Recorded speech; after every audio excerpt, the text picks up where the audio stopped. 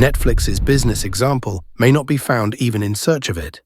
When Netflix started its business, at that time its competitor Blockbuster had 60,000 employees and had more than 9,000 stores in the world. When it comes to sales, they used to make $600 crore a year without doing anything. On the other hand, Netflix did not have enough money to buy a new sofa in its office. In this situation, Netflix was annoyed and wanted to sell its company to Blockbuster. But Blockbuster CEO started laughing. History has shown that the Blockbuster who was standing in front of them was forced to rub his knees. After a few years, Netflix erased Blockbuster's name and mark.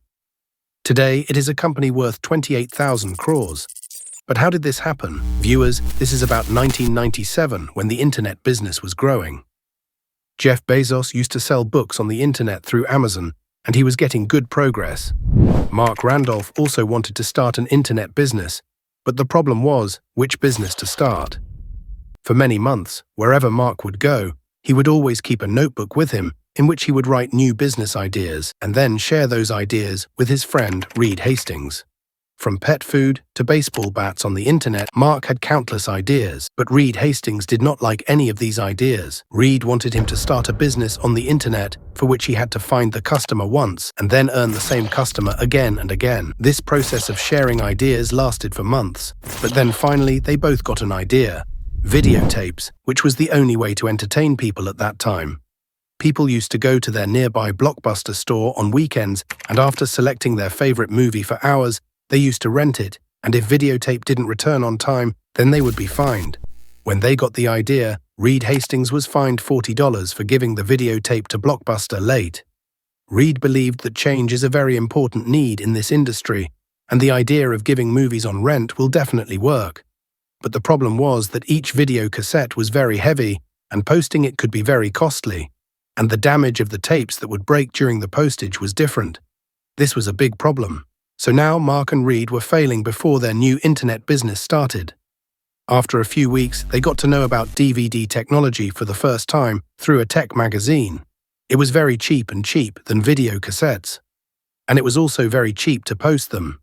Reed Hastings thought that if DVDs were put in DVDs and given on rent instead of videotapes, it would be more beneficial. And that's how Netflix's idea started. Their business model was quite simple. They will display a huge collection of DVDs on the website, and whenever an order comes, the DVDs will reach the customer's door in 2 days. A prepaid return envelope will also be kept in the same envelope, which will make it easier for the customer to repost the DVD. The idea was simple, but money was needed to start it. And both Mark and Reed didn't have this investment. Somehow, they set up a small low-budget office in which they brought cheap folding tables and second-hand furniture. Employees were kept on a low salary with the promise that if the business goes on, they will be given a share in the business. This small team of Netflix made a website in the first few months and started buying DVDs. Finally, after months of hard work, he was ready to launch Netflix for the first time. Before launch, he lined up interviews with news outlets so that he could get a lot of media coverage as soon as the launch. On August 29, 1997, he published the website at exactly 9 a.m., and he also installed a bell that would ring on every new order. Mark placed the first order himself, and the bell rang for the first time. After a minute, the bell rang again, and this time it was a real customer. Netflix team posted comments on various internet forums in which they introduced Netflix's DVD by mail service, which made more movie fans stop Netflix. The bell rang continuously for the first 15 minutes, but then Netflix's website crashed. In that era, servers were kept in the office, not near the professional hosting service. This sign was that Netflix's server was not able to handle much traffic, meaning they had to install more servers. At that time, 8 new servers were installed from the local store, and the website was once again live. On the first day, Netflix received 137 orders, which were much more than they expected. And because the website was closed for several hours due to heavy load, they needed to solve the problems of their website so that it doesn't crash again and again. Netflix's first month went well, but Mark and Reed's thought didn't work out, because their first month's sale was $94,000, but the sales of DVD rents were only $1,000. most people weren't buying DVD rents but wanted to buy the entire DVD directly.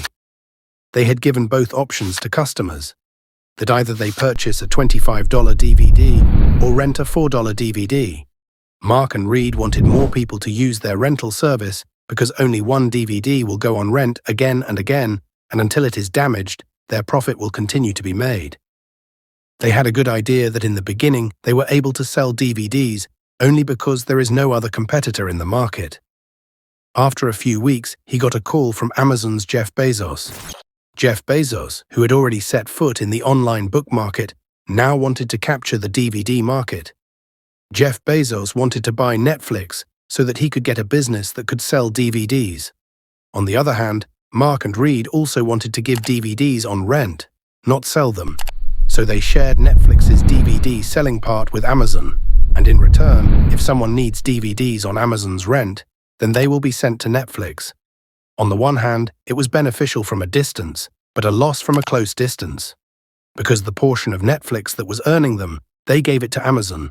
But even if they didn't give it to Amazon, Amazon would have created its own business, which would have been a direct competition for Netflix. Now Mark and Reed have put all their focus on renting DVDs. They started promotional campaigns, but they failed miserably. Netflix contacted famous companies who make DVD players like Toshiba and Sony and cracked the deal. The deal was that the customers who buy their DVD players will be given a Netflix coupon code, which would allow them to buy 10 free DVDs for rent.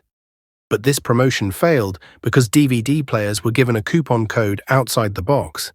That means even if no DVD player bought it, they could see Netflix's coupon code from outside. This led to Netflix having to give a lot of DVDs for free in the beginning, and only 5% of these new customers became regular customers of Netflix, which was a very low price. Moreover, the deal with Amazon was sending customers to Amazon to sell DVDs, but to take DVDs for rent. Very few customers were coming to Netflix from Amazon. After this, there was an incident in American politics which Netflix could have cashed completely. But here also something happened which Netflix had no idea about. At that time, American President Bill Clinton was in love with an intern at White House, Monica. And the mystery of this story was revealed. There were hearings in the court regarding this case where Bill Clinton's affair was proved. And Bill Clinton was removed from the presidency.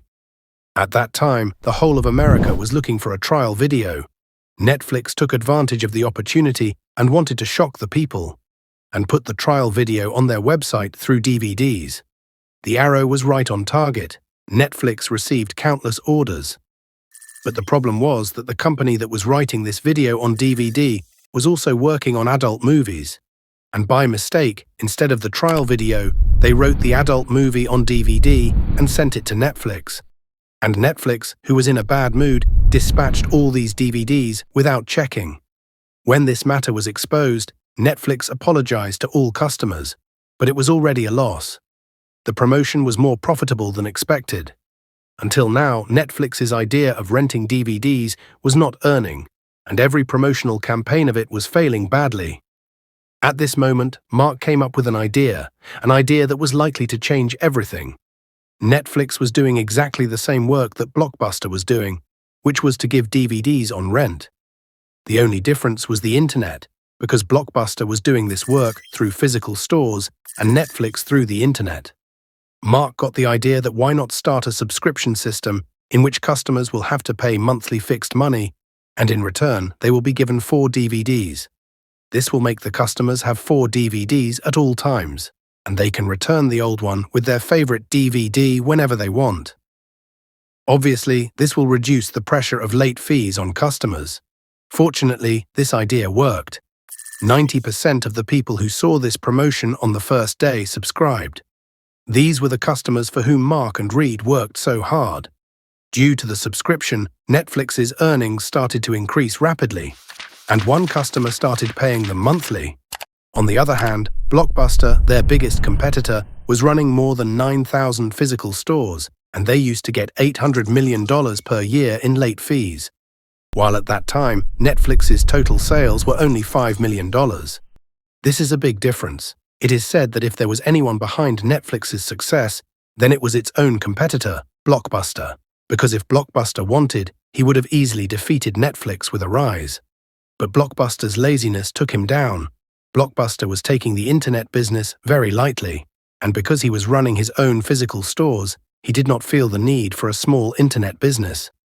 Netflix owners knew that their business was going on only until Blockbuster also started DVD by mail service, so they planned to sell their business to Blockbuster.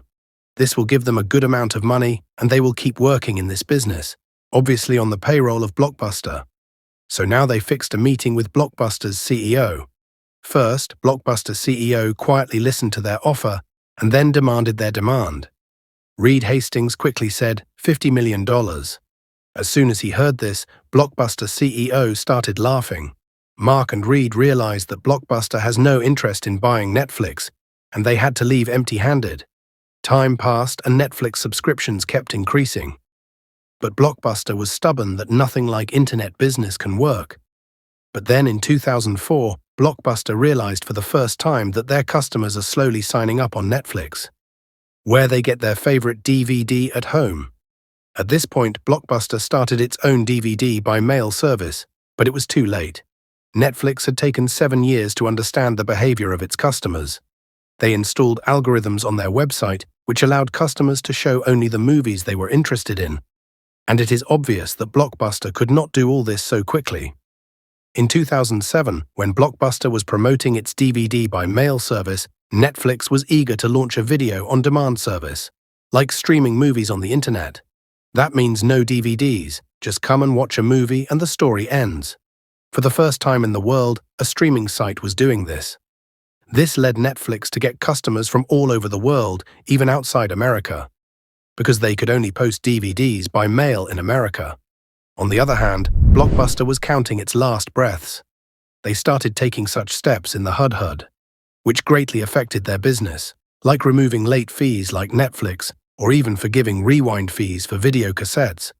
When a customer returned the videotape without rewinding it, Blockbuster would take money to rewind it again. Blockbuster was taking money from customers for years, and Netflix was trying to improve its customer experience. Finally, more and more customers started signing up on Netflix, and in 2010, Blockbuster's Diwali was announced, and they filed for bankruptcy. Blockbuster took a long time to change itself with technology, and this step took its billion-dollar empire. Actually, what Blockbuster did was a part of human psychology. When our business is running, we want it to keep running like this, and are in danger of changing themselves. While in the meantime, someone else comes and takes advantage of it and completes the market gap. The same happened with Nokia mobiles and Kodak photography. They also did not bring change in themselves with technology, and other companies left them behind. Today, 13,000 employees of Netflix are spread all over the world. The company's cost is more than 28,000 crore dollars, and they sell for around 1,900 crore dollars a year. That is, the price at which Netflix was offered to Blockbuster is 380 times more than Netflix's sales last year. This is the last store of Blockbuster in Oregon, which used to be one of the 9,000 stores. All the company-operated stores have been shut down, but this last store still gives DVDs on rent. And less DVDs, but as a tourist spot, we go to refresh our memories. I hope you will like and share this video of InfoZem. Thank you so much for your loving comments. See you in the next amazing video.